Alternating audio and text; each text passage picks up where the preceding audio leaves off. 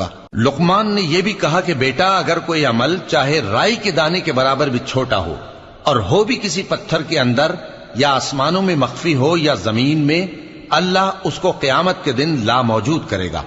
کچھ شک نہیں کہ اللہ باریک بین ہے، خبردار ہے۔